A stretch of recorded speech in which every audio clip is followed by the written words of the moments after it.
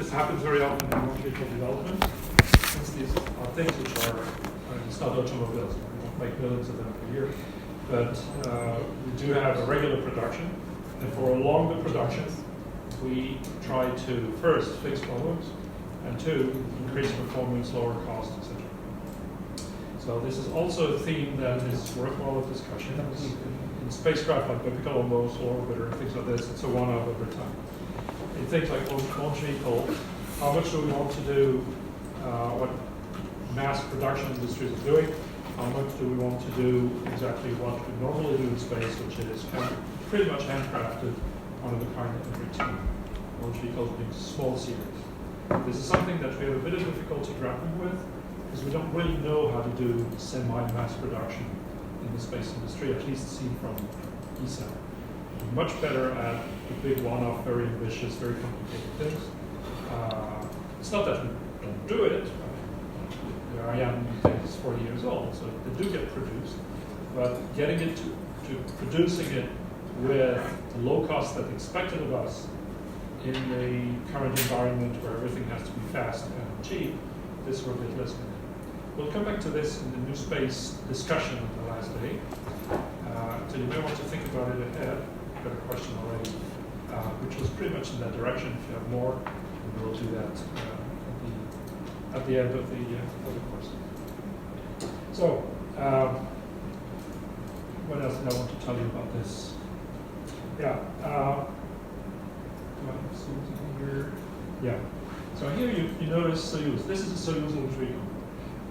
I guess it would be a legitimate question to do. Well, Soyuz is not a European, or it's European in the sense that it's Russian, but it's not West European, or it's not ESA member states. So what happened is, already for about nearly a decade, there had been agreements by which Soyuz would be launched from French Guiana. So whole launch pad was built in French Guiana to launch upgraded Soyuz. So it was a way of coping with the need for a medium-class launch vehicle. Soyuz is not a very big launch vehicle. It's actually much smaller. It's about half the performance of Ariane 5. But it had been produced for a long time at a low cost. And therefore, there was an attempt to lower the cost of the launches by buying Soyuz from Russia, shipping them to French Guiana, and launching them from the specifically custom-made launch site in French Guiana. Of course, it did cause a few difficulties. First of all, it had to be modernized for a few things, which was a good opportunity to do it, particularly avionics. But also, the safety rules are different. So you need to have, in the system engineering of a launch vehicle, a lot of things which are put in the design from the beginning to take into account the safety rules, the reliability rules, the redundancies, how to talk to the ground, all those things. It's not that easy to take things from one place and put it in another. But this was done at the time, and since then there have been Soyuz launches. So it's sort of a cooperation, if you like. There's a Russian team which lives in French Guiana, about 40 people, pretty much permanently, not always the same ones, but they're working there and working in the launches. This may come to an end when the Ariane 6 and Vega projects actually do fly regularly, because they're sort of in the same category of performance. Or maybe not, maybe it will continue. Today the plan would be to stop, but that could also change.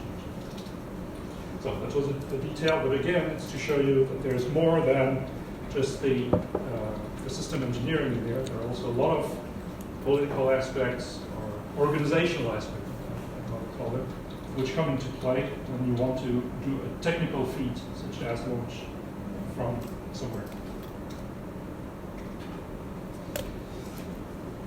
Okay, and here I'm going to give you another little glimpse. I've talked to you about French Guiana, the launch site there. I like it a lot. But if you look at this, you see that actually it's a piece of French territory, and therefore the French Space Agency is actually responsible for it, for the national authorities. You may know that whenever somebody does a launch, whether it's a private company, an agency, whatever, the state or the government, which is the one that controls the territory from which the launch is performed, is responsible vis-a-vis the world community for that launch. So if private company, whatever, XYZ, comes and says, I'll do a launch, it's great, I'll do whatever, and I don't need you, ESA, National Space Agencies, I don't need any of you guys, I'll just do a launch. No, not because we want to have the control of everything, but because vis-à-vis the world community, if you launch from French Guiana, the French government is responsible. And therefore the French government will make very damn sure that this launch is not going to cause problem elsewhere. You can imagine that if somebody does a launch here and the launch vehicle fails and lands on Toronto, you're going to have a little bit of a problem in there. And the French will be responsible for that. Same stuff for the launches which are from New Zealand, from wherever. So all the governments, for that reason, are very careful to control their own industries very, very closely. It's not a matter of, because we're so bureaucratic and only keep for ourselves. It's simply that somebody has to be responsible for this. Okay, another thing, which is also organizational in there. You see that things are getting a bit more complicated. So, ESA is in there, developer of the launch vehicle. CNES, which is the French Space Agency, is in there for the reasons that I just mentioned. It's French territory, and it's a site which originally was developed by France. Now, you see here Arianespace, that's a private company. Now, Arianespace is the operator of the Ariane launch vehicles, and actually also even also of Soyuz once it has bought them from Russia. And all those institutions buy things from European industry. Arianespace goes to Airbus, Thales, and all those guys, and Ariane Group to them, and say, I need to launch 25 Ariane 5s in the next 3 years. Well, that was a while ago. I ordered 25 Ariane 5 launch vehicles with such and such options and characteristics and everything. Do you see how many players are in there? It's not very simple. It's not just, I'm ESA, come, I press the button and launch. No. Arianespace is a subsidiary of all those companies in the European industry. Does that make any sense to you? You know? You understand what I mean?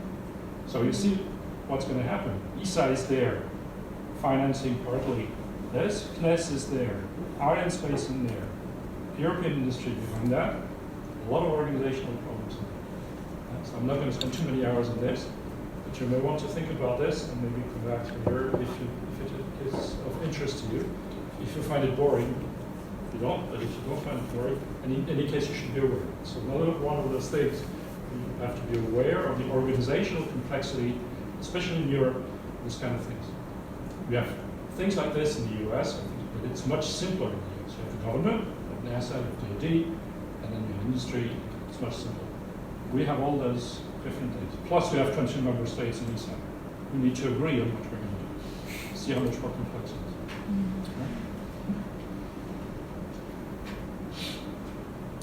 All right, this I think I've more or less shown you before. This is also simply to say that in an attempt to make things efficient, this part of the Vega launch vehicle, the Vega C launch vehicle, is actually the same as these boosters. So that's commonality between the programs so that we don't have to pay for development twice of a big space program. Now, this is very nice. What's less nice? What do you think the drawback of that is? All right. Whenever you do commonality between two projects, where do you get the requirements for the piece of hardware that you're trying to develop? From both. So you have one project, Ariane 5, Ariane 6 says, I want it to be pushing for 2 minutes at such and such thrust, and I want it to cost such and such, and I want such and such telemetry in it. The Vega project says, no, that's not what I'm building it for. I'm building it for working for 2.5 minutes. I want twice as much telemetry, and it's going to cost this and this and this because I'm making it. It's my industry that's making it. Ariane 6 project says, no, it's my industry that's building it because we've given this and that contract to do it. Okay? So always bear in mind, this is a good school example. It's very nice to reuse things in the sense of reusing design. I don't mean reusing hardware. Once it's used, these are expendable launch vehicles when it's used as things. But reusing designs, saying I don't need to develop something anew because I have it already. It's very nice, but it may be a different contract. It may not be the same requirements. It may not be the same industrial organizations. Bear that in mind. It's never easy. It can be done. It's never easy to do things across projects. We do it here. It's Jargon. Not easy. Okay, so we're also preparing the future. This is to say that if the space rider a sort of small re-entry vehicle. There's one in the corridors of ESTEC, if ever you manage to go to ESTEC. There's a model of it in the corridor. It's sort of a small unmanned shuttle which can be launched several times. And when it's unmanned, it makes it already a lot more doable, much cheaper, much more feasible. And we have preparatory programs for the future. We're never standing still, of course. Whenever we have something which is done, don't be amazed that when we have Ariane 5, it's not the end of the story. We're not going to launch it for 100 years exactly the same. We move to the next generation, we move to the latest technologies, we take into account the latest needs, and we move programs. So we have programs which are operational, we launch, and we have programs which are preparing the future. This is what any good long-term seeing organization should do. Technology. So if we go back from the big picture to the small picture, a lot of those things fly only by virtue of the fact that they incorporate a lot of little things, or not so little, which actually cost a lot of money and enable us to fulfill all the functions which a spacecraft should function. And this would do a lot in supporting European industry. In other words, there are many companies, big and small, in Europe, which say, oh, I'm going to take over a piece of the market of this or that in spacecraft or launch vehicles or something else, but I need that to be developed. Technology development is not cheap. Like in many other industries, it takes millions and millions and millions. So one of the purposes of ESA is actually to fund, public funding, to fund companies to do that. Many companies which come to ESA and say, okay, I want funding for a space program. That's something, and then of course they all compete. There's a hell of a lot of competition for that. Just like when you compete for funding from the European Union, just like when you compete for funding from, if you're in a university to fund one of your research programs. The various companies in European industry compete for funding from ESA for development of the technology. And therefore, it's actually quite nice because company XYZ is going to get paid for developing what they would need to do. So it's a very powerful support of development of technology in Europe. Another aspect is we hear very often about spin-offs. Computers are what they are today because in the early 60s there were lots of development for space applications. Foil, safety blankets, the microwave oven, many things like this. So this is true, there are some spin-offs, there are quite a lot of spin-offs coming from the space industry. Now, today, there's also a lot of spin-in, because actually a lot of technology is being developed for non-space applications, and we're trying to see whether we can use them for space. Typically, very powerful computers today are coming from outside the space industry, not spinning off powerful computers or memories, we're spinning them in.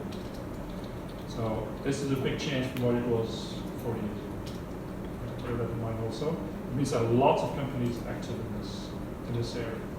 Also, lots of those companies will fail because lots of them think, I have a great memory chip, I'll just sell it to you because you spend millions to make a memory which is this big and costs millions. I have here something which weighs 10 grams and you'll see it has the same performance and it's great. Yeah, the other thing is that when you send it to space under the radiation environment, the vacuum, the this and that, the thermal this and the electrical that, it just fails. So many of those companies will fail, but some of them will adapt successfully. It's a big market, big activity. And of course, innovation in the technology that we have, also to be able to be, to some extent, independent of non-European sources. We do buy a lot of American components, things from Korea, things from Japan. And sometimes it doesn't matter, and sometimes it does matter. Sometimes there can be a shortage, sometimes there can be an export restriction, very often. There can be all kinds of things that can happen. So we will never attain complete independence. Actually, I think nobody in the world is completely independent, also not in the US, of the rest of the world for building space hardware. But you can make it, you can mitigate this strategic risk, let's say, by actually going to some measure of independence for the space industry. And also one of the tasks of ESA, which falls under space technology, is creating space incubators, just like universities are doing. We help fledgling companies get into markets where we see that they can do something interesting, and they're still small. There are industry incubators around ESTEC in the Netherlands, but there are several others in Europe where companies can start. For the space incubators, is it like sponsoring some startups or launching their activities, or? Yeah, I'm not very familiar with it, I must admit, because I've never done that. Okay. But yes, it's usually quite small companies which have good ideas, but which need a bit only office space, some support from our experts, because they don't have all the expertise themselves. They're a team of 5 people. They will not have all the thermal, electrical, engineering, whatever, and then they can get that in the incubators. They can get support from our experts and help and some funding. It's not huge amounts, but it helps.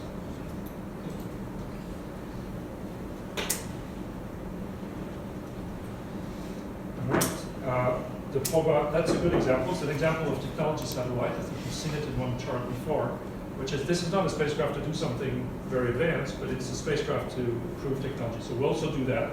We'll also do a couple of spacecraft like this. It's relatively small compared to all the big scientific telecom application thing.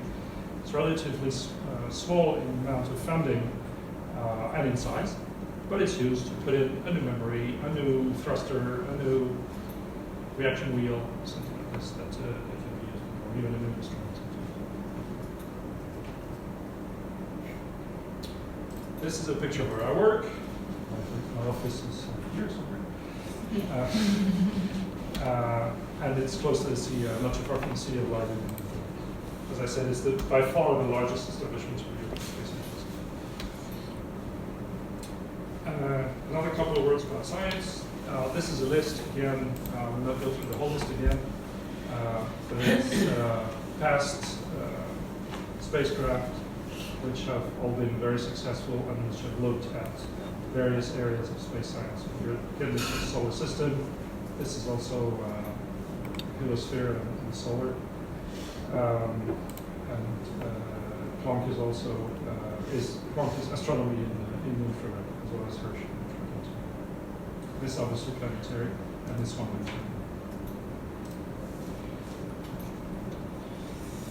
I mentioned before that Huygens was a remarkable spacecraft, and actually it landed on Titan, the moon of Saturn. It didn't live very long because it's hell on Titan. It was already great to be able to get there, land, and send a couple of signals for a few hours.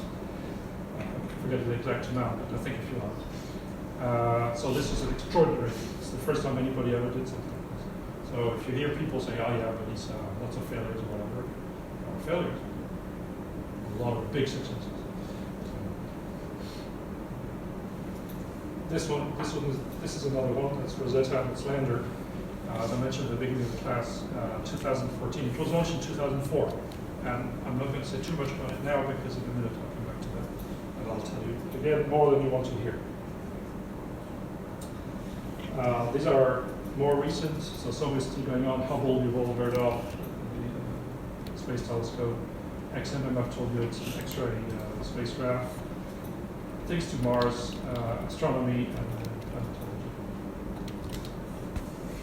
By the way, that one I didn't mention before, but this one is in cooperation with JAXA, the Japanese Space Agency. So we're also doing things in cooperation with pretty much everybody around the planet. And more. Okay, this is for reference whenever you need to. These are going to be launched in about 200 times in a couple of years. This one is going to be launched in February if everything goes well, and we'll do it in cooperation with NASA. So when you use these, are these all ESA missions that are joined there, or? So these are all ESA missions, but it's a good question. I'm glad you asked. because some of them are in cooperation. I think Kelps will do it on their own. I'm not really 100% sure. Solar Orbiter is in cooperation with NASA, but we're the lead. So NASA has a share which I would evaluate as about, essentially NASA provides the launch vehicle and a little bit of the scientific instruments on board. So I would say NASA has about 15%, maybe 20, and we have 80 to 85%. Because I didn't realize Hubble was. Hubble was a bit the other way around. Hubble was mostly a NASA mission, Okay. but ESA participated to 15, 20%, 25 maybe, something like this. And in James Webb, it's also a cooperation also with Canada and NASA, where I forget the exact proportion, but still it's NASA-led, and ESA is a junior partner, with more than 20 or 25, but still a junior. Euclid, it's our spacecraft, and JUICE. It happens very often that the corporation is not even mentioned because it's a corporation only at the scientific institute level. Yeah, we do a lot. And we also participate in a lot of NASA mission where you don't really hear about it.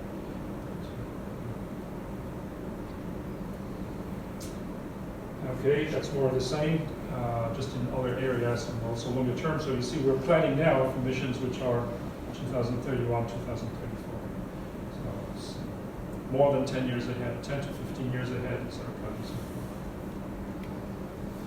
Science ops. So this brings me to something important, is when you have a space mission like this, aside from an area where you do project development, technology development, which you do mostly in the establishment where I work in the Netherlands, and control areas to control the spacecraft, which we do mostly from Darmstadt to ESA, which I've shown you before. You also need some place where you do science operations. Science operations is the place where there are more engineers, more scientists than engineers, and they're the ones who actually remote control the instruments which are on board science missions. You see the difference? There's something which is driving the bus, which is the spacecraft has to do something, go somewhere, look at this, blah, blah, blah. And there is, oh, but I have a camera on it, I take a picture. See, that's the difference between the two. So we do our science operations from the center near Madrid in La Conquista. Also about 200 people, maybe a bit less. 150. Human and robotic. So this is all our human stuff, as I said before, is done in cooperation. So mostly with NASA, but sometimes with others. I'm not sure whether this is very visible, probably not to me anyway. But we participate in the projects which are on right now. And it's also another illustration of sometimes how dependent we are on the organizational and even political environment. Not too long ago, while we had been working on, in cooperation with NASA, on their next launch vehicle to the moon and Mars and everything, the vice presidents of the United States made a big statement saying, no, we're not doing this, like we had said, we're doing it like that. Okay, so the project is there stuck. What do we do now? So, and NASA was actually quite embarrassed. What do you do? Actually, sometimes it's good, because sometimes they come and they do something which actually unlocks things. It's not always bad, but sometimes it can get us into quite a bit of trouble. Then we have to go back to our member states, because we, as I explained before, we're not really dependent ourselves. So we have to go back to our member states and tell them, okay, what shall we do now? Do we do like this, or do we do like that? Do we drop the whole thing, or do we do actually exactly what the Americans want? Or do we do what you had said before, or how do we arrange the whole thing? You can see the complication in the 22 member states. Right? So we have quite a few people whose job it is to do that full time. Take care of this whole thing. Right? Okay, Mars, the Trace Gas Orbiter is an ESA spacecraft which is already around Mars, and ExoMars 2020 is the package. You've seen the rover on one of the previous slides. This one is not yet launched, obviously, and whether it does 2020, I don't think it will make it, but sometime it will be launched. All right, and Cruise again, of course, to do that, not on our own, but we will do that with Orion, which is the big US mission.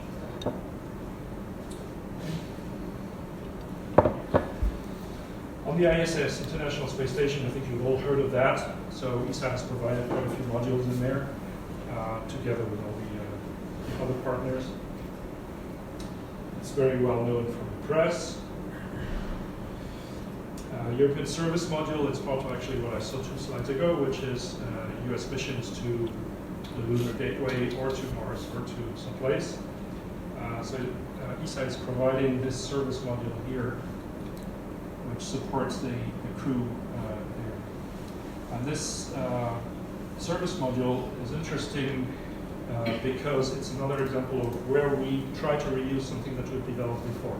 So before, in the years before, we've developed a thing called the ATV. It was the automatic transfer vehicle.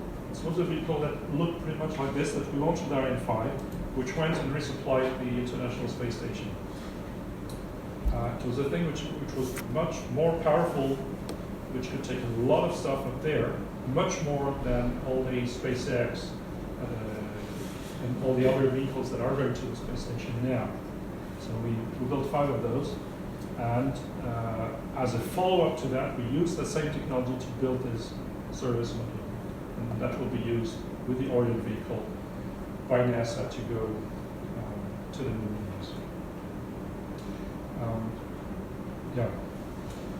Organizationally, again, remember what I said before, it's all very nice to say we'll take the same technology, we'll reuse it.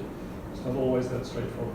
Same thing here. In the meantime, we're 20 years further than the original development of the ATV. What is obsolete? What is not obsolete? What does the customer want? What does the user want?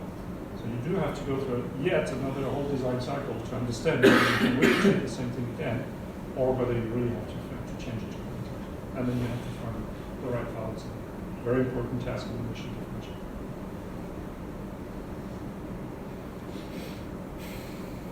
Okay, a few astronauts, maybe you recognize them. Actually, it says here that Luca Pomitano, upcoming 2019, he's up there now. This is Luca Pomitano, and he's actually commander of the ISS as we speak. Robotic Mars exploration. I talked about ExoMars before. You've seen this picture. I'm not going to spend too much more time about it. So the cooperation with the Russians as well. And Mars sample return is even for later. We'll talk about sample return in a minute, and I'll talk more about was it. The moon, so same stuff. We've spoken about that. It's a lot in the news about the Space Gateway, which would be a sort of small space station between the Earth and the moon, from which then there could be expeditions to the moon and maybe even later on to Mars. Things like that. Again here, the reason I'm showing this is to show you how diverse it is. And different things can be done in different settings, with different technologies, for different purposes, and different organizations. The Moon Village is a bit of a reaction. Okay. And of course, we need to develop technology to enable all these things. So we do that upfront with a technology development program of several of them, which again have to be approved by member states. Earth observation. I've spoken about that a bit earlier this afternoon, a half an hour ago. And essentially to give you a list of projects again, also that you can refer to show you again also here that the Earth observation spacecraft are actually quite specialized. You remember why? You remember that actually when you do a mission like this and you look at the Earth, you need to look at a particular part of the spectrum very often. Very often it's impossible to look at the whole spectrum. It's actually even very, very difficult to look at the large part of the spectrum. And very often you want to do spectroscopy, so you need to look at really, really narrow parts of the spectrum.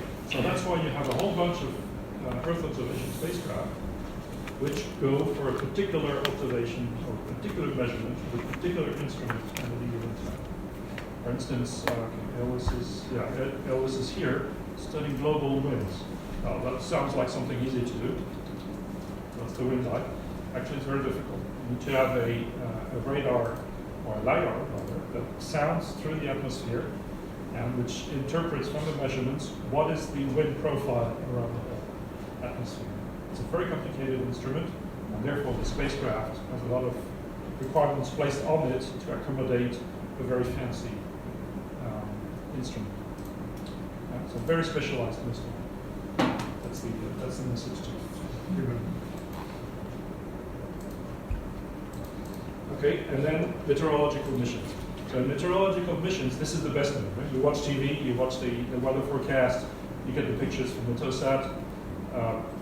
Europe is is probably the biggest provider of weather forecasting material. Maybe the same as the US, but very, very much, very important. And here, the requirements are not necessarily to get the last bit of performance out of the instrument or out of the spacecraft, but here, the requirement is to get it every day, because if you're in front of your TV, you want to have the weather forecast for tomorrow. We can't tell you, oh no, well, no. We try to have an extra little pixel accuracy, and therefore you don't get the picture today, you get it tomorrow. It doesn't work. So you have to have it today, tomorrow, and then every day for the next 25 days, a year.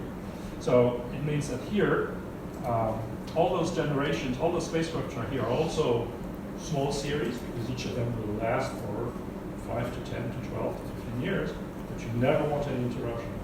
And you want to take advantage of technology developments at large in the world, but you never want any interruption of the project. Now, what happens also, again, organizationally, ESA will develop the spacecraft, and when it's really a competition, and it's really, you have one, we'll build 5 more, whatever, then ESA passes that to another institution, which is called EUMETSAT. Anybody heard of EUMETSAT before? No? European Meteorological Satellite Organization. It's also based in Darmstadt, and it controls its meteorological spacecraft and does data reduction, data exploitation. And its customers are all the weather forecasting agencies in the world. And okay, so remember that again. ESA's part is to do development, usually not to do exploitation. So for launch vehicles, ESA develops and then passes it to Ariane space for exploitation. For meteorological satellite, ESA develops and then passes, if it's really a repeat, passes it to EUMETSAT. For telecommunications, we'll see that in a minute, a bit similar. ESA develops and then passes it to telecommunication agency. Does ESA ask money for the knowledge transfer or not? No, because it was funded by member states to do that. Okay. So it belongs to member states who then say, okay, now your purpose in receiving this money was to develop this technology and pass it to all those agencies, industries, or whatever to do that. But it's a very good question. And let's listen to the other one, and then I'll come back to it to answer.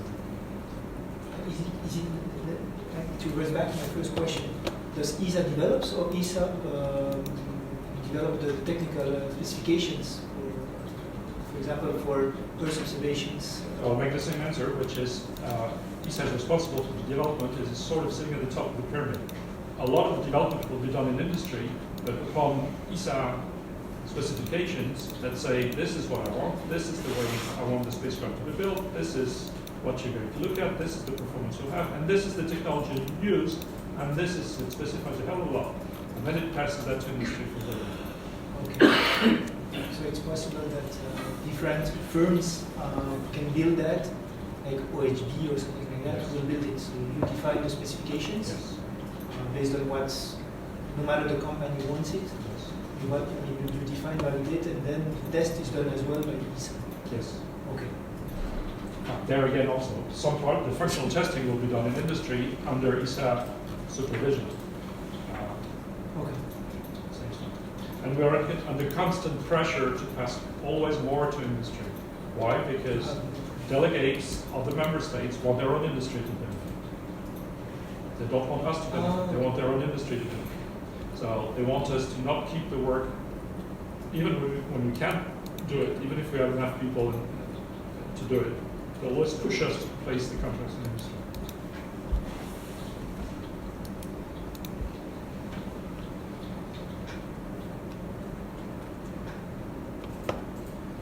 Okay.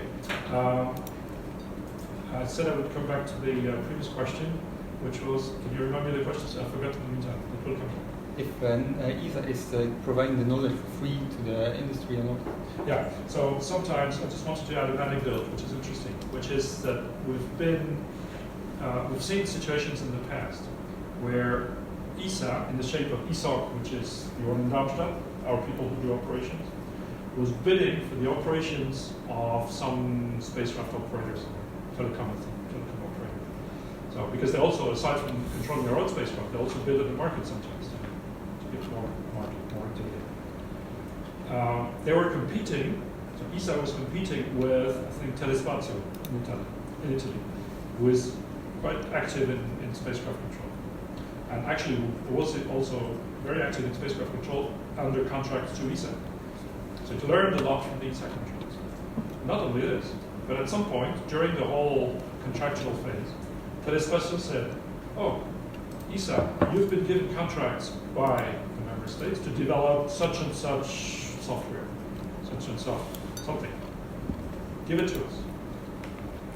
So we're in a situation where ESA was forced to give to its competitor a piece of, I think it was software, or maybe even a whole control system, to its competitor, and it lost the market because the competitor got it because they got that.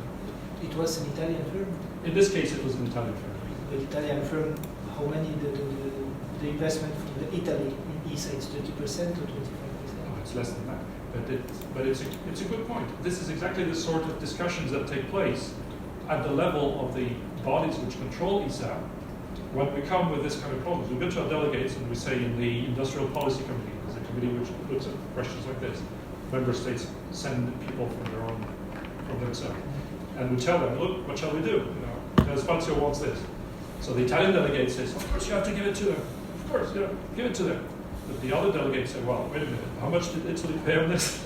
And it's exactly the sort of discussions that we have. But in general, in this particular case, the decision was, sorry, just because even if Italy had not contributed anything to that, so ESA development from member states, it falls under the category of things which have to be made available by ESA to European industry for this, you have to do it.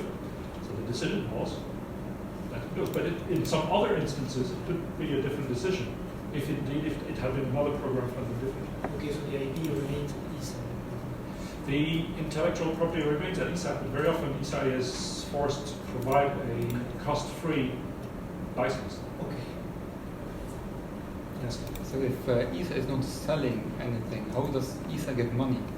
Funded by the member states, mostly. It actually does sell a little bit. Some things like when I was talking about now, ESA making a bid to actually do operations for an operator. Mm. So it does have some income from that, but it's a small fraction. Yeah. Most of the funding is public funding. So the product that was developed from the Italian company, was that superior to what would have been developed from ESA? That's not, no, it was not developed by the Italian company. The Italian company demanded and obtained that ESA deliver to them free of charge A the developed control product. system, a developed product. They weren't, okay, because I thought you said they were the competitor, I thought that they were. They were competitor on the issue of who was going to win the contract to operate a certain spacecraft system. Okay.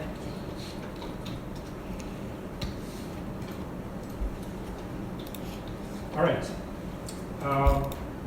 So Copernicus is an operational thing. We get money from the European Union to develop this. In various spacecraft you get lists of spacecraft. That's why it says here under the leadership of the European Commission. The European Commission says, okay, here are a couple of billion spread over 7 years. You make for us this spacecraft and that spacecraft, which we do.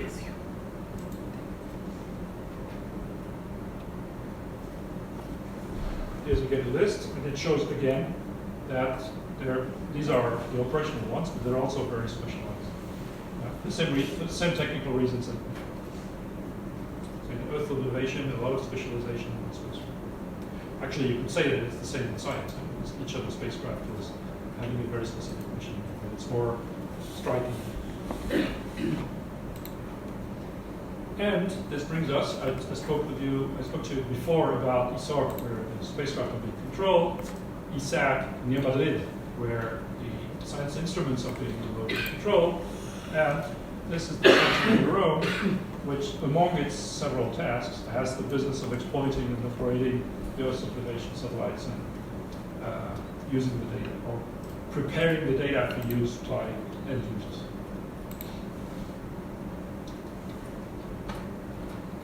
Telecommunications, so again, that's the most classical one. And integrated applications. Now, integrated applications has been around, it's an expression that's been around for a while, but it essentially means nowadays, for instance, take cars, self-driving cars. A self-driving car will need signals to understand where it is, so it needs navigation from the Galileo spacecraft or GPS. It needs information from a center somewhere that says where it's going, how it should go, whether there's an obstacle because the road is closed, or something like this. So it needs telecommunication, and it may need even something else aside from navigation and telecommunication. It might need the latest up to the minute Earth observation that says, oh, no, here there's something that you can't go through, or here you can, or something like this. That's why it's called integrated applications. A lot of things for the benefit of immediate users comes from several different kinds of space. So here, we've talked before about technology developments for making spacecraft in general. There is a program at ESA to do research and development in telecommunication systems, or space-based telecommunication systems, be it on the spacecraft side, a thruster, a structure for a standard telecommunication spacecraft, a big antenna, or hardcore telecommunications transponders or large-scale transponders to relay 100,000 telephone calls at the same time. So there's all that, and there's a program that does R&D in telecommunications, space-based telecommunications.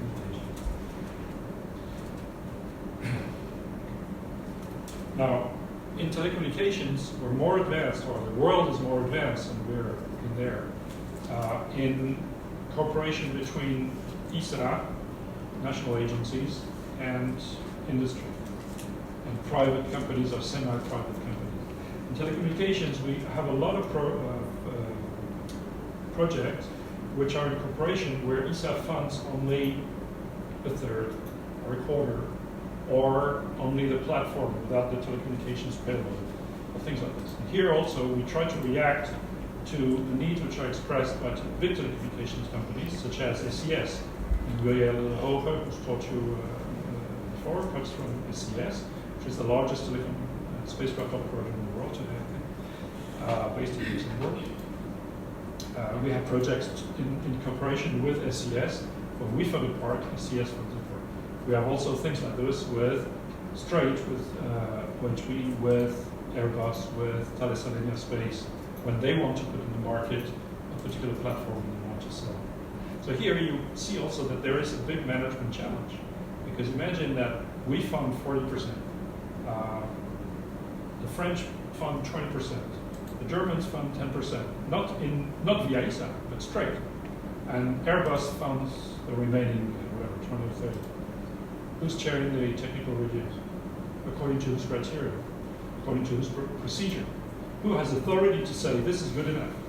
Or no, this is not good enough, you're going to go back, it's going to cost you 10 million more, but you're going to go back and requalify this thing because you did not do it properly, right? And organizations tend to have different rules and different lives and different interests. A big challenge in management of space projects, and you are in cooperations with this. Okay? I told you this before, but you'll hear it another few times before we're through.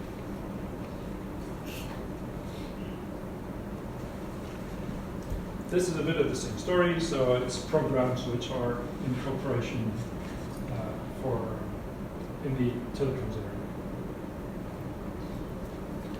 And here as well, DRS I spoke about before, and these are advanced telecommunication spacecraft which fall in this category. And those things before, I was telling you about an area where we do spacecraft operations, science operations, Earth observation data, and this one is the one where we do space applications and telecommunications. We have a center in Britain near Oxford, Holwell, and there we have the headquarters of the Director of Telecommunications. Where we do that. Also pretty small, it's even smaller than the others. I think it's 100 people. There's also here a business incubation center.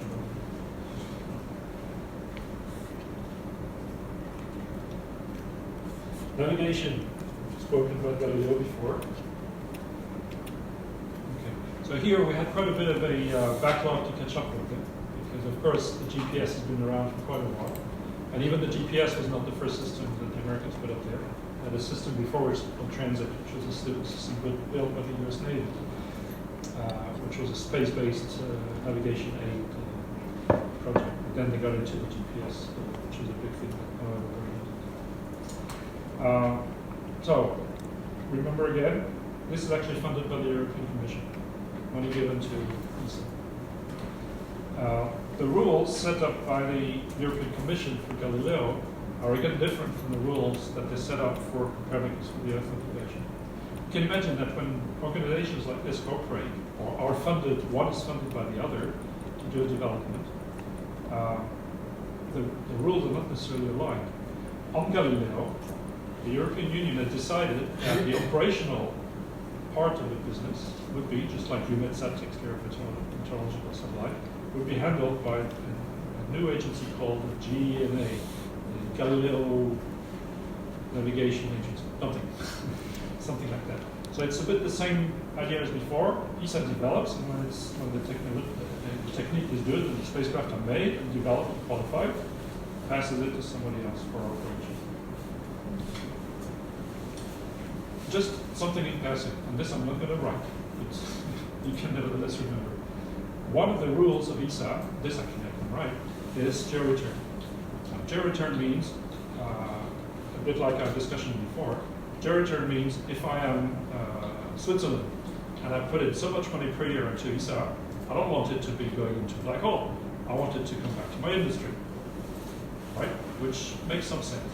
And it's especially important for the small member states which do not have a space agency of their own, that they rely on ESA to actually support their industry by this rule of georeturn. Now, this is very nice, but if you look at the rules of the European Commission, the European Union, in the European Union, if somebody, a state or a local government or whatever, wants to build a bridge, they have to put out an invitation to tender to all of European industry. And they may not favor their own industry. You can't, in Europe today, build a bridge over a big rig by asking only your own industry. It's forbidden, right? So, nevertheless, in the case of space developments like this, georeturn is saying, I put so much money in, I want so much money out. It cannot be 100% because you need to have, there's always less than 100%, but high enough that it's close enough to 100%. So you see how the two clash? So how do we reconcile the two? We clash. All right. So keep these things in mind. Again, it's possible to do that. It's possible to get funding from the EU to ESA, the other way around. All those transfers. It's possible, but it's not easy. Somebody needs to work full time on this. Do it every time to get to some agreement on it. Okay, these are exhaust and novice. These are actually, let me finish the sentence and two. These are actually other things which have to do with navigation, which are augmentation. You know that if you have, for instance, GPS also does that a lot. You have a GPS system which gives you a 30-meter accuracy, and you find that this is not good enough for your applications, such as aircraft landing. You can improve this a lot by having a few reference stations on the ground, which you know exactly, because they don't move much on the ground, so you know exactly where they are, and therefore you can improve your accuracy by using GPS and known stations to combine that into a system which gives you a 5-meter accuracy, a 1-meter accuracy. So these are performance improvement systems which fall under also navigation. Otherwise, I think that there's lots of potential in there, but a lot of it has been used. There's still also all the other navigation systems in the world which have been developed. There's a lot of potential for development. Just for the previous slides, maybe you explain it, but I had just misunderstanding. So we have the European Commission who finance, for example, the Copernicus program, who finance the Earth observation. We have the ESA. Knowing that there are some European space policy which is managed at the European Commission, and then we have the ESA to get the budget finally through European Commission. How do they, I don't see how we split the tasks between them. Is the European Commission only giving guidelines and ESA implementing them or following them, or I just don't see the difference. Okay, try and finish your sentence. Is or what else could it be? Yes, I don't get it, to be honest. So the European Commission does not have a technical capability. It's not a technical agency. Fine. I'm not saying that nobody knows anything technical in there, but it's not their job and it's not their function. So all the technical work in this framework is done by us, upstream of industry. Nothing is done by the European Commission. So they give us the money and they give us procurement rules. As I said, sometimes they tell us, well, you have to do it like this, and we want the money to be according to the European rule. Put it in the market, and whoever gets the contract gets the contract. Best technical evaluation. We answer, no, we can't do that because once the money comes to us, it has to follow ESA rules as well. And then we'll find some agreement with the European Commission. How are we going to do this? To what extent it's going to follow their rules, to what extent it's follow our rules. After that, when it's a matter of judging whether technically the spacecraft is good enough, it's entirely in our hands. Their part is in the funding and the rules of the game, the procurement rules. Okay. Thanks.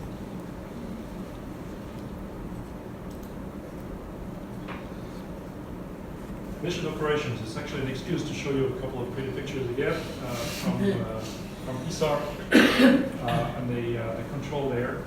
So what they do, as a matter of fact, it's not only controlling spacecraft, they also develop control systems. And you remember this discussion and this example that I gave you a few minutes ago about their having developed things that Telespazio actually demanded. So they do develop like this, internal or with industry. Same stuff.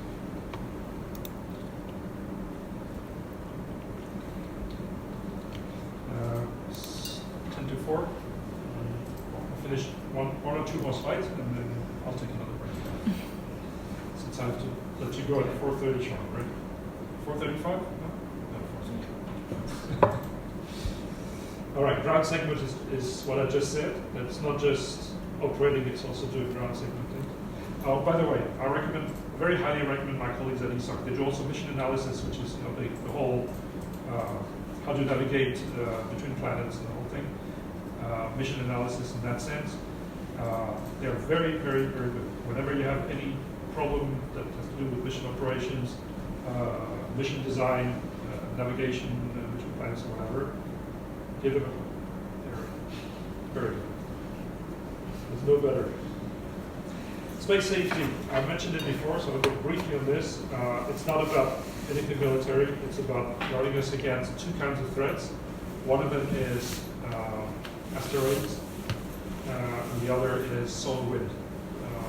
We do also solar space weather, which is observing what's going on in the heliosphere and trying to say, oh, be careful, there's a big magnetic storm coming.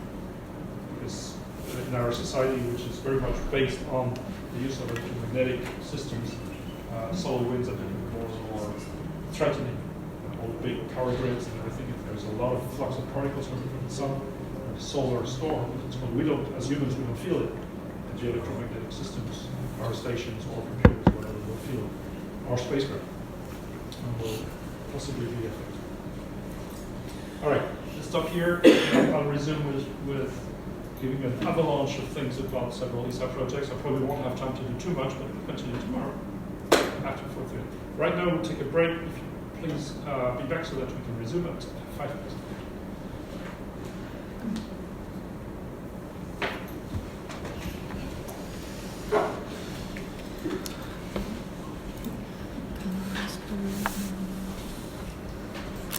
Because I didn't have enough space, so I deleted all of the zip documents just like it.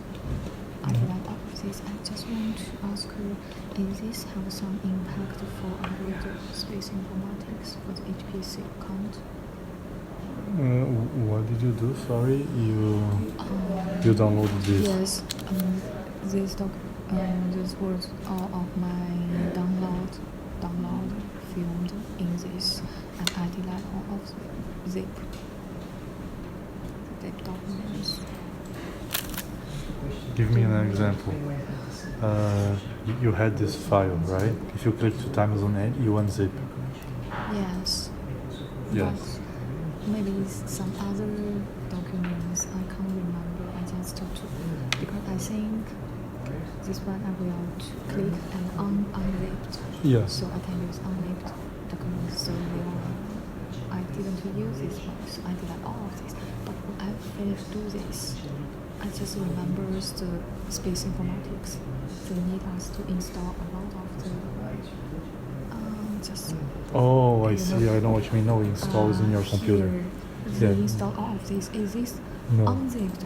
No, zipped? it doesn't matter. Doesn't It's not a matter. file. Yeah, Oh, okay. it installs like on other places. I don't know. That's fine, because I Yeah. installed a lot of things, but I can't remember if there have some conclusions. No, it's okay. So You don't need this. what?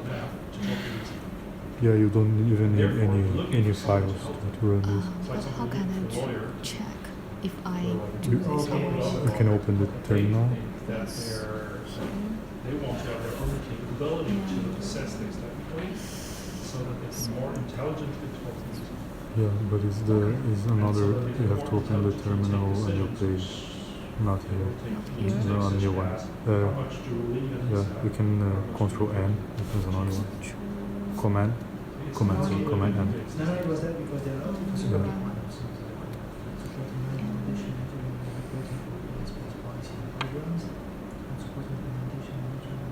Mm-hmm. Or it's extreme theory, it's mentioned in pattern operation, it's mentioned for technical work. Probably not this. I don't think it's so easy. You cannot say trading something technical work. It's so that they can talk intelligently, and they themselves have a role. They want to More be constructive role. more constructive and more control. No, I Yeah, don't no, suspect no. that, but it's because they feel like they can't talk to these because they don't really know what they're talking about, and they want somebody to tell them whether what they formulate makes sense. Very easy. So more or less they want to go to project manager who can manage what's happening. Okay. Now come back to the Okay, perfect, thanks. to the file.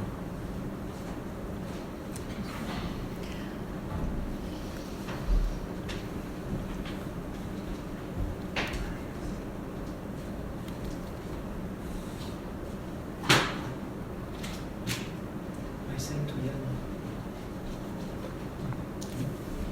Yeah, I sent to Jan the request, he said, okay. now you can to check. Is your I did all of this. Yeah, you but did. I Then just if you want- put Okay, I thought that he wanted to. Okay. He doesn't want. Oh. You just have the resignation. things are there, Yeah, the replace It's just not that we to prevent the same thing. So I can Okay. So I you think can- the first one, but we have to be sure that we do. LL. But it's only Or one else, thing. yeah. Yes. LL, like LS shows like 1, 2, 3 by side. LL shows in a list. Ensuring that. You see? And LL shows here you don't have any hidden files, but LL shows like even the hidden files and shows like the permissions. LL shows more things. But why would the manually LA remember What? this one? Oh, it's the same as It's the same? yeah. I think in the Mac, like if you open a window here, like this is the Mac, like because So did you?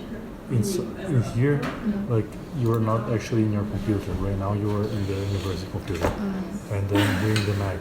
If you like put in the Mac LL, it doesn't work. So in the Mac you have to use LS LA. Then it shows everything, all your hidden files and folders in this. Right? So You it's just LL I think works for Linux in some versions.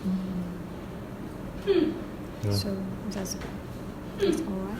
Yeah, it's alright. Yeah. That's good. Oh, well, I delete all of this. Oh no. That's good. Yeah. So we need to submit. You need to send me again? No, I have to finish and send to you. Yeah. But did you see We have until You don't need just we have Yeah, and we until need to do the second But I'm not sure if too. yeah so. yeah I until guess not. So you need to. I Yes, think yes. tomorrow I'll finish this one tomorrow Okay. and maybe start. They cannot divide this it by. tomorrow. Yeah, I understand. That's a lot of work. I also need to Do I prepare have- for the Thursday. Yes, I cooking. Everything. Yeah, Hours, so, yeah. hour. Yeah. I didn't know what to think about it. Yeah. It's hard. And then here, before you close, just do exit. Oh, here. No, type exit. Exit. No, just Oh, IT. yes, Yes, sir. yeah. And then you left one. Now exit the other one. So here, I'll close this one. When you did this first one, you enter in the computer of the university, Iris. And this second one means that you enter in a specific processor node of this computer. So when you type exit one, first you left the node, and now you do exit again to leave the computer. Now you are So in your close. MacBook now again. And if I didn't do anything for a long time, I thought it will close Yeah, after 3 hours, but it's good. 3 hours. Yeah, because you put here 3 hours Oh. time. You see? Yeah. But it's always good to leave and not have problems there. Yes, thank you. Since this one. Yeah, this is for nothing. Yes. Yeah.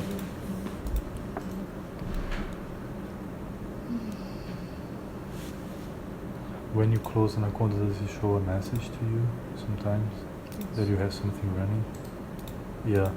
If you cancel, like go back to the here. Here? No, to the here. No, to the terminal. Yeah.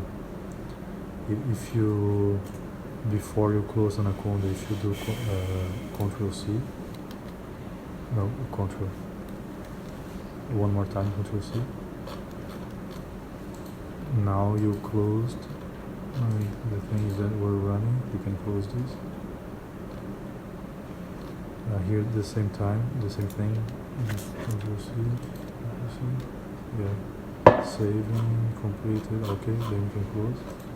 Now if you close an account, it should not show you the message because you closed the things.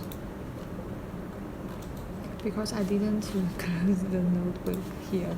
Oh, I is it just still there? yes. Oh, but now it Yes, gives you I just read yeah. spot.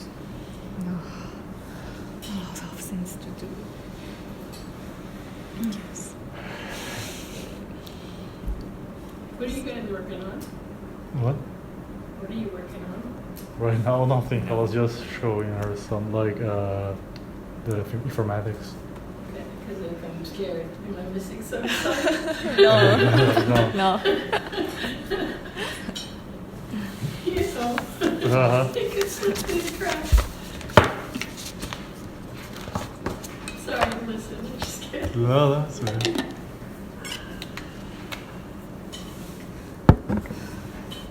I was looking once was that, but it's Yes, I have this. Is this a mouse? What is that? It's like- No. Yeah. Now I see it in action. Yes, when I come to here, I buy two, and to give my mother and give my father. My father usually likes this one, Yes, no, it's very nice. although he didn't have too much hair, but I like it. No, it's very nice. It's very popular actually. This tangle teaser. It's a UK brand, I think. I don't know. Yes, I think Yes, it have is. a lot of different types. Yes, yes. I just wanted like this to bring it with me always.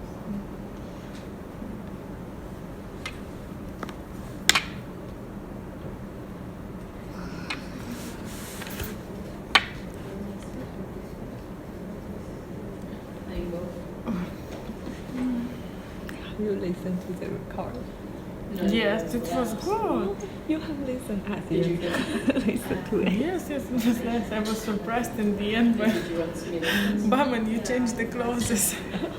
And then I decided to add something Exactly, the SNR. because you made the two parts of the You video. know, like, we can adjust the noise part, but we can't Oh, you adjust mean the one SNR. video? Of your video, yeah. You mean space resource? Yes, yes, yes. No, I think I just saw the space informatics. Video? Yes. Space I made- informatic video? Yes, because you didn't listen to the first. I gave you the Ah, link this one. and Ah, you yes, I listened. understood. No, not yet. Okay. I was. You didn't listen to it. I was studying everything on this. I spent a lot of time Yes. during weekend, Yes. but video I didn't start yet. I saw you. All right, so let's resume the last stretch of today. I want to come back again on a few scientific spacecraft in more detail, as I explained at the beginning, is to try and impart onto you the specifics of this kind of missions and why they're different from each other and from the rest. It starts with XMM. As I said, it's something that was launched in December '99, so it's nearly 20 years ago. And this was an astronomy mission. You remember? So there are three big parts of the science community here, or elsewhere, space-based: astronomy, physics, and planetary. There's a little bit of NASA participation there. It's another example where we're leading on XMM, and NASA has a modest part. And the real innovation of XMM was the very large collecting area in X-rays. So the problem when you're looking at X-rays is that X-ray sources is that there are very few photons. So it's very difficult to get enough X-ray light to actually do a good analysis and good spectroscopy, which is really with most of the sciences. So how do you get a large collecting area for X-rays? X-rays behave in a very strange manner, that in order to be able to collect X-rays, you need to have grazing incidence mirrors. So it's not like a telescope in the visible light. You need to have 1 or 2 degrees of incidence to be able, so it's actually the parabolic mirrors that you know them with 2 sections, but only with 1 or 2 degrees of incidence. So the way you do that classically, there are other ways, but the classic way of doing that is to have modules here which are actually made of concentric mirrors. So we had 3 modules of 58 mirrors, concentric mirrors. So the module is about this big, 58 mirrors like this, manufactured to the micron, so that you have the proper area and the proper angle of the incoming X-ray. So the big technical challenge was in those mirror modules, which you see here. And then, of course, the rest of the spacecraft, and this is the telescope, so we have the here at the focal plane assembly, and of course the rest of the spacecraft is to be stable enough to provide all the services to the payload, the mirror modules into the cameras. And it was launched in a bit of a difficult time because, as you see, it was on the 4th Ariane 5 launch. Now, if you remember, I mentioned that the first launch of Ariane 5 back in, I think it was 1995 or 96, was actually a failure. And it took us a couple of years to recover from that. And if you want, someday we'll talk more about why the first Ariane 5 launch failed, which is a big firework. The second launch, when we tried again, was actually not too great. It was not a real failure, but the launch people did not really do everything it should. And the third one was sort of okay, but not great either. So we did everything we could to fix that. There was progress, and as of the 4th, it was actually fine. And after that, there were very few failures. But the beginnings were difficult. So launching it on the 4th Ariane 5 launch was not a straightforward decision. It was a big gamble. And I was in charge of actually putting the spacecraft together. It's called AIV, the Assembly, Integration, and Verification, and the launch campaign, and the interface with the launch vehicle. And being in charge of monitoring for the XMM project the requalification of the Ariane 5 launch vehicle. I was not doing the requalification of the Ariane 5 launch vehicle myself, but I had to see to it that it was safe enough for the spacecraft to be launched on, which is not a very easy task. So it's still working. At the time it was too big to put on most of the test facilities that existed at the time. There were test facilities being built. You've seen how big the thermal vacuum chamber is that I showed you at the beginning of the talk. There are also shakers. You know that in the space industry, lots of vibration in the launch environment. We need to shake things to make sure that they don't resonate at the wrong places and that they essentially survive the launch. At the time, we had to cut the spacecraft in two pieces to be able to put it in shakers. And we also put it on a bigger shaker, but not for every axis. It's a very complicated test program. So you see the kind of difficulties that you come across when you build something like this. This one is a highly elliptical Earth orbit.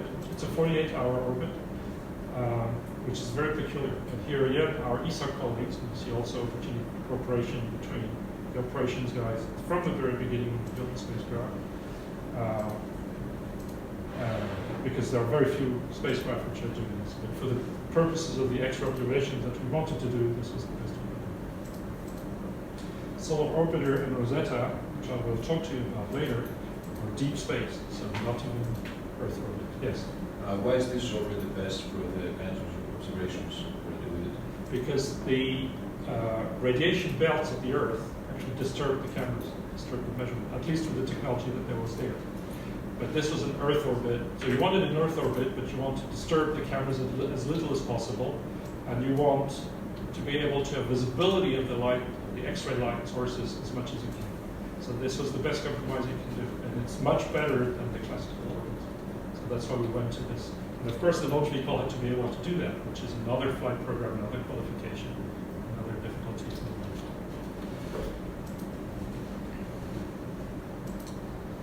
All right. So I don't say too much about XMM. I go straight into a Rosetta where I'll give you more details. Did you hear about Rosetta before? Yes? Who never heard of Rosetta? Everybody heard of Rosetta before? Rosetta and Philip? Mm-hmm. Okay. No, you didn't, Michelle? I guess I was sleeping. No, I'm not saying, I'm simply saying this because it's a bit of a pull to understand, because of course for me it was 24/7, but I had the impression that with Rosetta, ESA had actually a lot of audience. But I'm asking to understand whether this impression I have is correct or not. It's sort of correct, but not entirely. All right. So Rosetta, this was a cometary scout, let's say, to go look at a comet. So it's deep space. It's not something that was in orbit around the Earth. And this was a cold mission. Rosetta, in order to get to the comet, the comets are this piece of rock and some volatiles which come from very far. So they have relative velocities which are very high. You know that in space, very often the difficulty is not to go far, it's to match the velocities so that you can rendezvous with an object at a small relative velocity. And in order to do that, we had to navigate in the solar system with lots of Earth gravity assists and others. And we had to go at some point to send the spacecraft all the way to the orbit of Jupiter. So we're talking about more than 5 astronomical units. An astronomical unit is the distance between the Earth and the Sun. So you can imagine that at 5 AU, it's very cold. You get only 4% of the solar flux that you have at the level of the Earth. So you need custom designed solar generator, big solar array, which will be able to provide enough power to the spacecraft, even when it's very cold and there's very little sun in there. So it's a very cold mission. On Solar Orbiter, of which I will say a word probably tomorrow now, it's the opposite. You're close to the sun, but then it's too hot. So you have to custom design it for the opposite reason. In both cases, you have to do this, custom design everything. This is an artist view, and you see this little thing here, which is about a cubic meter of the glass, so it's about this big. This is the lander. Originally it was simply called Rosetta Lander, and then at some point during the project it was called Philae. There's an anecdote there with spacecraft was called Rosetta because somebody thought at one point it's a nice name for a mission where we go and try to get something which, like the hieroglyphics deciphering, needs some clue from somewhere. So it was a deciphering the mysteries of the comet, which was called Rosetta. And then there was a competition to name the lander, and a student, actually a high school girl from Italy, came up with the name Philae. Philae is a site, an archaeological site in Egypt, where Egyptologists found a lot of clues which helped them also. So it was a very good idea. This was selected. And then she went to the Rosetta launch in French name. Okay, so this part is the lander, and the lander will be, or was, separated from Rosetta when it was close to the comet. It's very close forward, less than 10 kilometers. Sir, Yes.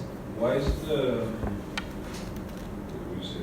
bus so large compared to the lander, since they have the instruments on board? Or is this purpose merely to transport the lander? No, the lander was, if you like, one of the instruments. The spacecraft here, first of all, had to take responsibility for taking the whole thing. Be it few instruments or many instruments, you have to do all this thing to all the way to the comet. So it's not that easy. You need a lot of subsystems, a lot of propellants, a lot of thermal control, and etc. On top of it, it had its own scientific complement. It had about 10, if I remember correctly, 10 instruments, of which the lander was only one. And the lander itself carried its own 10 instruments, much smaller, miniature instruments, but still. This is 98 kilos, if I remember well. I think it's 15. The whole thing at launch was, I think, 3 tons, of which a good part of that was propellant. But yeah, the bus had to do the whole mission, go all the way out there. The lander did not have to navigate through the solar system. It only had to go back down to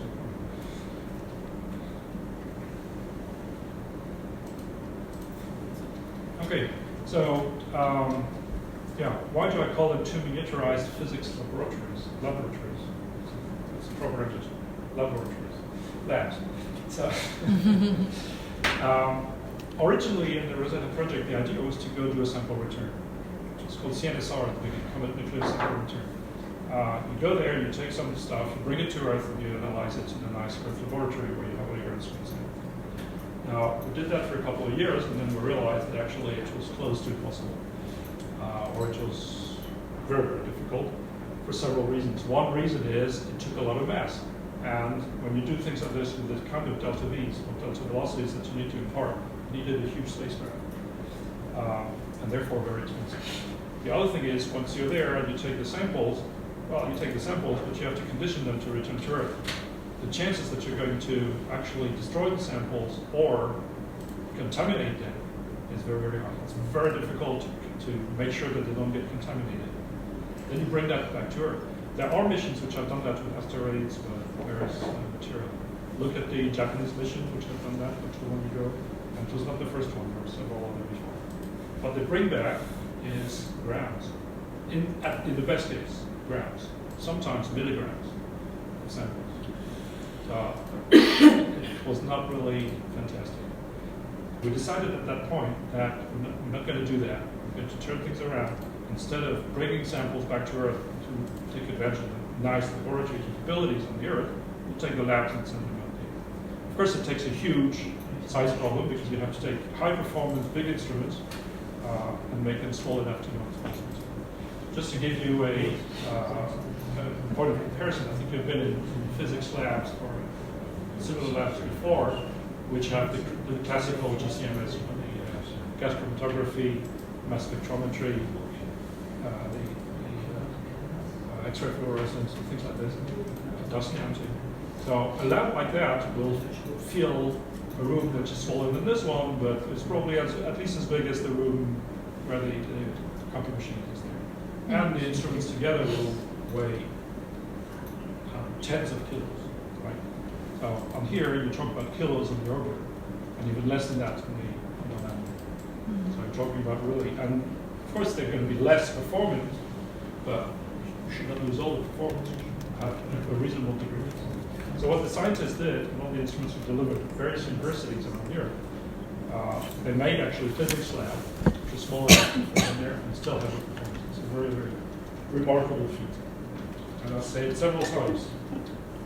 To come back to your question about why was the orbiter so big, the mission of the orbiter was to transport the payload, of course, provide the electrical power. I reminded you that actually it's not easy because we're far from the sun. Telecommunications, it's also difficult because we're far from the Earth, also up to 5 AU. It's quite difficult to talk at 750 million kilometers. It's difficult enough when you're around the corner or at 36,000 DTO. Here you're talking about 750 million kilometers. Thermal control, because it was very cold. Also, near comet, the cometary environment is not easy. There's plenty of dust. The comet is actually erupting something, which you don't know really well. The spacecraft has to be able to survive that. Not only it has to be able to survive that, but on top of it, maybe there was a magnetic field. We didn't know. Maybe there was an ionized environment. We didn't know. We have to observe the cometary surface with the instruments in the orbiter.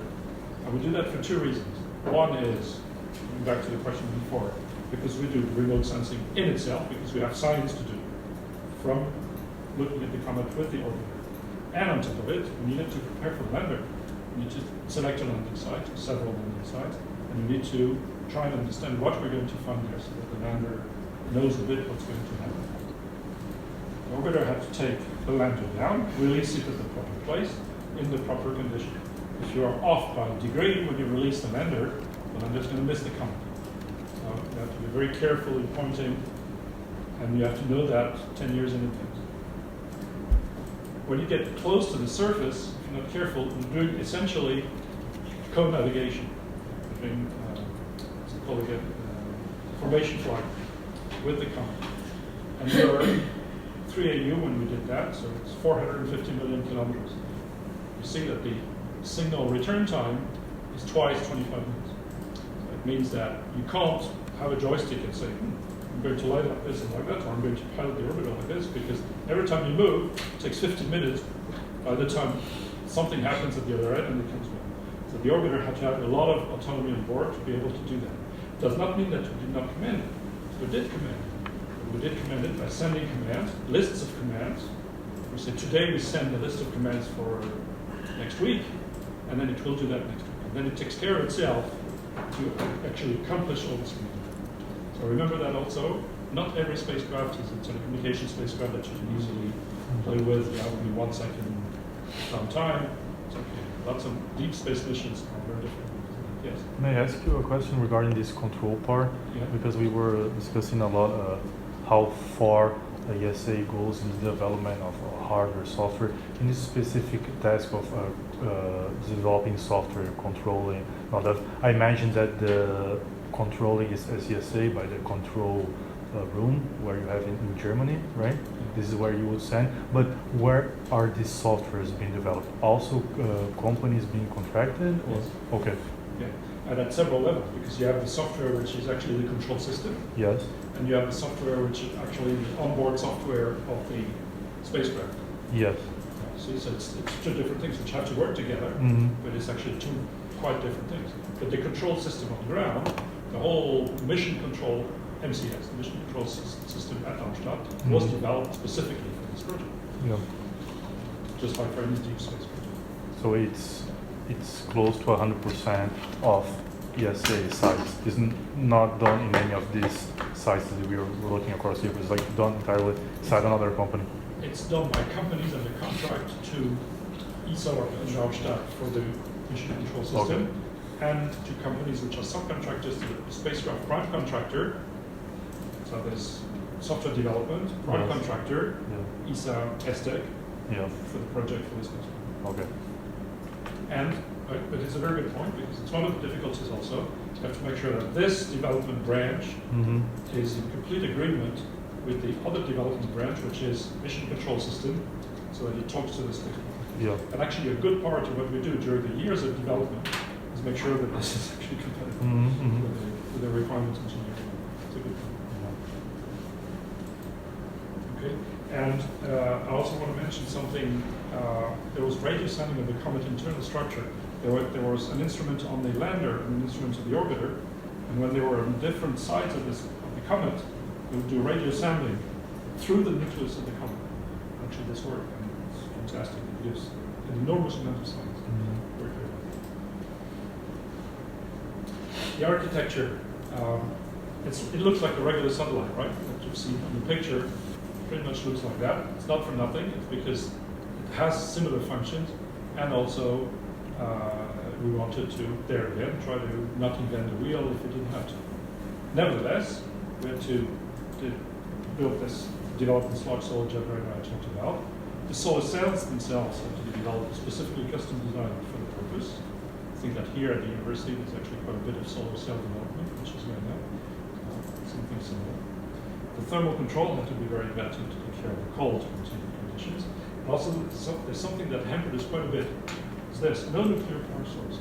I'm not talking about nuclear reactors, because of course, you don't put nuclear reactors in space. It's a little bit. It's been done before, but not by us.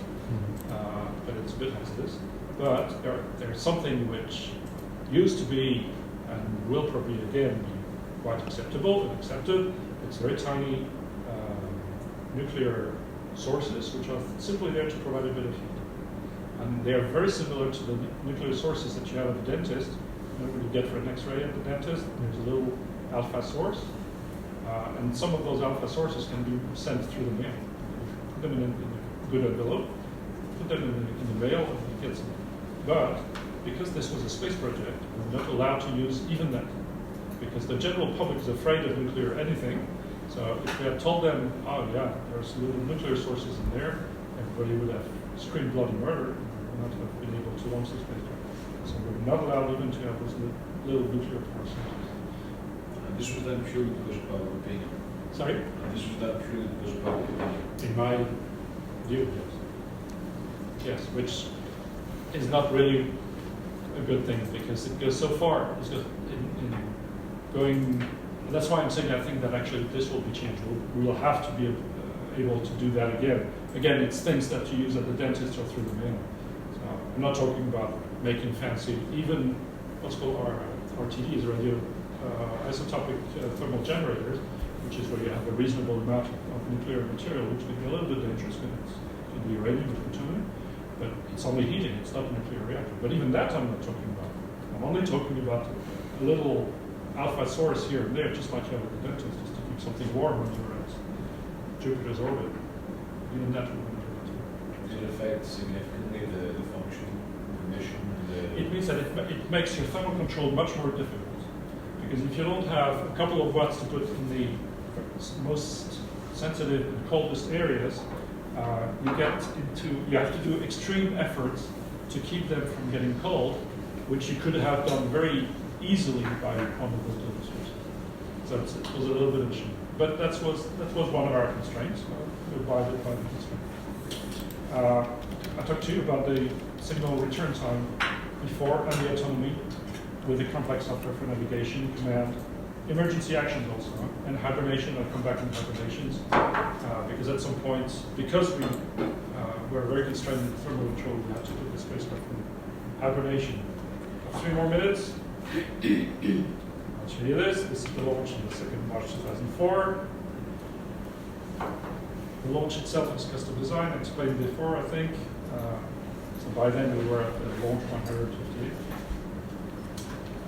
It was only the 18th launch by Ariane 5, but still, it was 14 launches later the next event to an Earth escape. And Ariane had never done that before, so it was also a big qualification to do. And then we had a ballistic phase between the 2 burns of the upper stage. Anybody interested in that and knows what I'm talking about when I'm talking about the upper stage and the ballistic phase? Maybe not. Anybody? No? Interested. Yes. You are interested or are you bored if I tell you that? No. You're interested. The upper stage of Ariane 5 was designed to burn only once. So now you have first you launch, the boosters get off, okay? Then the central, the big cryogenic stage burns for 10 minutes, or so, 5 to 10 minutes, depending on the mission. And then you only have the upper stage.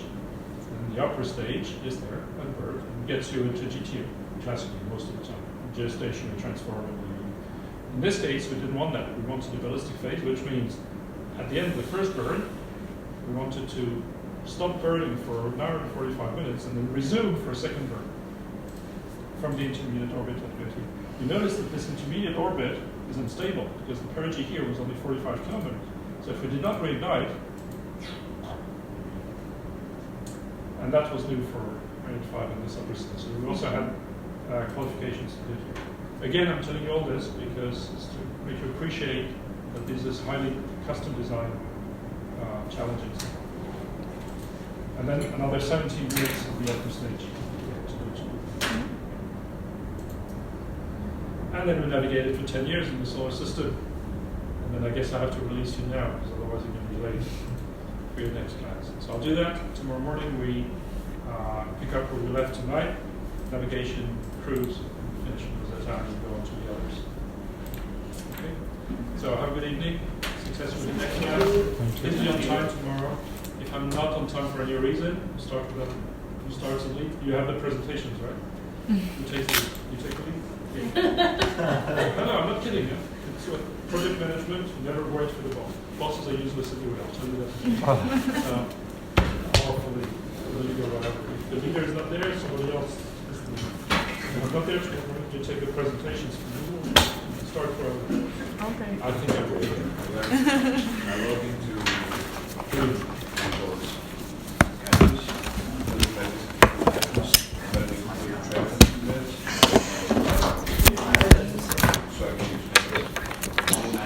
Yes.